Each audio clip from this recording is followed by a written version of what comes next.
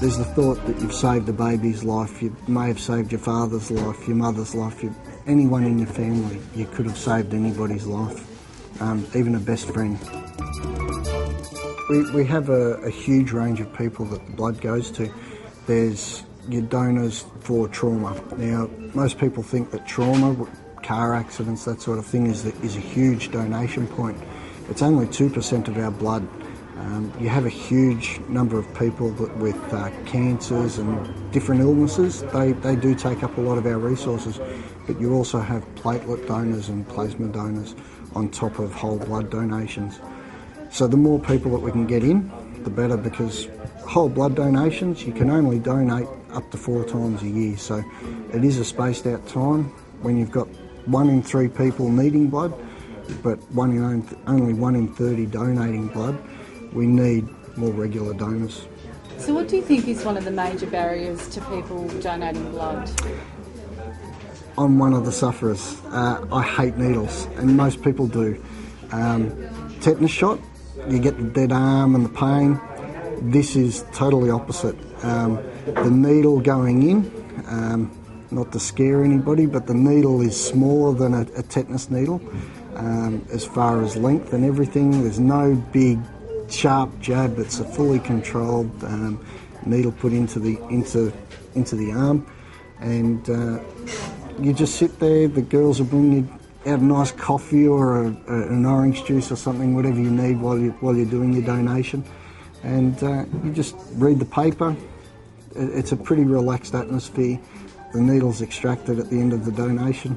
You walk out, have a cup of tea or a nice coffee or chocolate milk, and it's very laid back. So how do you guys feel about being here today to give blood for the first time? A little bit nervous. Nervous? Pretty good. Pretty good, yeah. And what about you? You're not giving blood today, but so why are you not giving blood? Because I'm low in iron, but if I wasn't low in iron, yeah, I'd give blood, and I'll probably come back here when my iron level's up again. We just had a gentleman up from Melbourne the other day, donated his 401st donation. It's a fantastic achievement. It's 20 odd years of constant donations. I suffered from blood noses. I had up to 8 blood noses in a day over summer, and I now find that I'm lucky to have 2 or 3 over a summer. So a regular donation, it's also a bit of a stress relief for me. The headaches are resided over summer.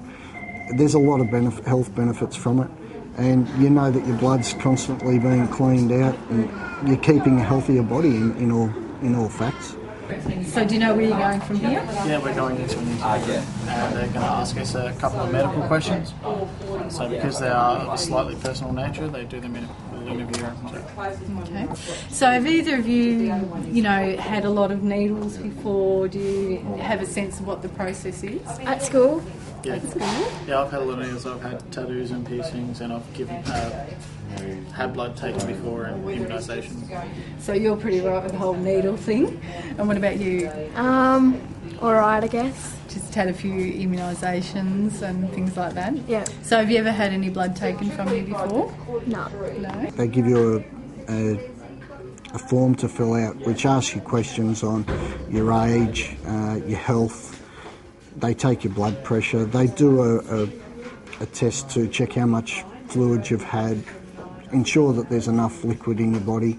So there's quite a few tests. The donation also takes in your weight to your height. So it's very controlled. Australia has one of the highest control levels in the world. So how do you feel about being here and being part of the process? So you're a bit nervous about it, but what other things? But it's going to a good cause, so it's worth it. So you know that it's going to be a positive thing and you're helping people, so that makes it a bit easier, I guess. Well, I've had surgeries before, and so it's good to give something back. So you've had to have blood before? Yeah. Do either of you know what your blood will be used for once they've taken your blood?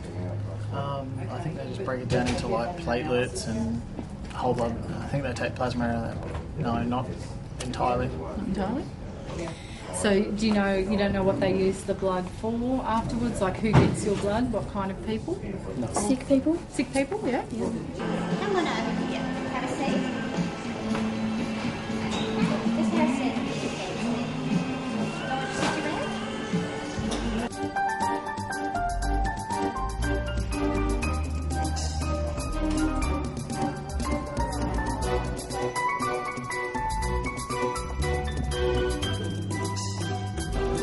So Jenny, you've just given blood. Yes. How do you feel? I feel fine, yeah, no different from when I first walked in here. I know that it can help a lot of people, from children to older people in the community, because there's such a need for blood donations to help cure people and when people are ill. So I think it's a way I can give to people and I guess save lives by doing that for a very short amount of my time. So, Bryony, you're all done. Yep. So, how did it go? Yeah, really good. A lot better than I expected. Yeah. So, did it hurt? The little, like the needle going at first, that hurt for like a second or two, and then it went away. But the prick, like the sample at the first, that hurt more than the actual blood thing. So, what would you say to other young people who think, oh, I don't want to do that, or I'm too scared, or it's going to hurt? Just go for it because it doesn't really hurt at all. So, were you surprised that Yeah, I was. how easy it was? Yep. And you gave blood very quickly. So, how long did it take you? 5 minutes and 27 seconds, I'm pretty sure. What about the staff here and that? How did you feel? Yeah, they made it really good. They make you feel a lot better and stuff. So, And how do you feel now, like in yourself? Do you feel sick or anything like that? Or just normal. It's normal? So then, how did it all go? Yeah, really well. So how do you feel now?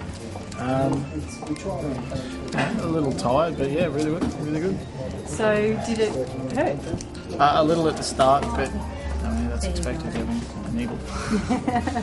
But would you say it hurt a lot? No, it was pretty small.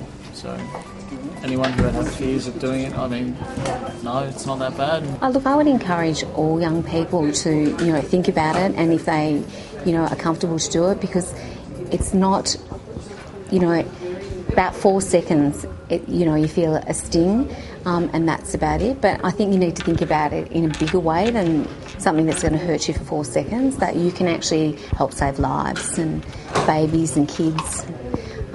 So if they think about, and that's a way that they can give to the community by being here for an hour, a couple of times a year, they could save a number of people's lives. Yeah, look, give it a try, and there's no harm in getting it done. It's not something I think anybody should just consider. I think anybody should just walk in the front door, talk to people that have made the donation, talk to people that have received blood, other people that have considered it. There's so many people out there that haven't done it, 29 out of 30 that haven't donated blood in their life. It's a huge percentage that need to just walk in the door and talk about it.